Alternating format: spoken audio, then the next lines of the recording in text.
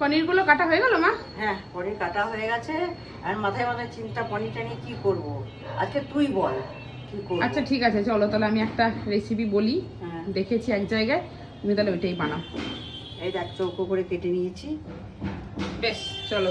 প্রথমে একটা মিক্সিং জারে নিয়ে নেব সর্ষে, কিছুটা পোস্ত, কয়েকটা কাজু, 2-3টে কাঁচা লঙ্কা, 2 চামচ মতন টক দই, সামান্য জল দিয়ে মিক্সিং জারে পেস্ট করে নেব।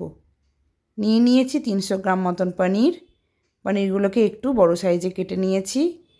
এর মধ্যে দিয়ে দিলাম বেটে রাখা মশলাটা, 2 পালা মতন সর্ষের তেল, সামান্য হলুদ।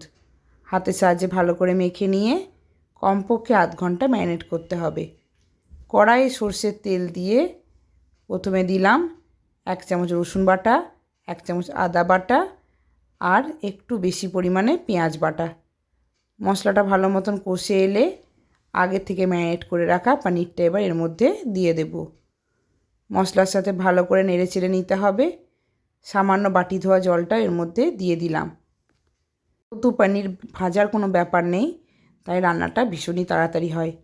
আবারও সামান্য জল দিলাম। একে একে দিয়ে দেব নুন, মিষ্টি, একটা কাঁচা লঙ্কাকে ওপর থেকে দিয়ে দিলাম।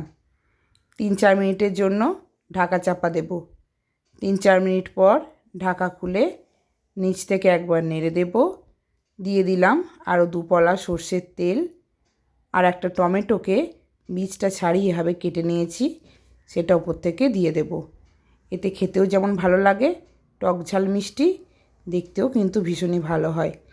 আবারও 2-3 মিনিটের জন্য ঢাকা দেব। ঢাকা খুলে নেড়ে চেড়ে নামিয়ে নিলেই তৈরি হয়ে যাবে চটজলদি পনির।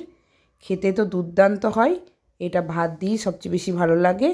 কেমন লাগলো অবশ্যই কমেন্টের মাধ্যমে জানিও।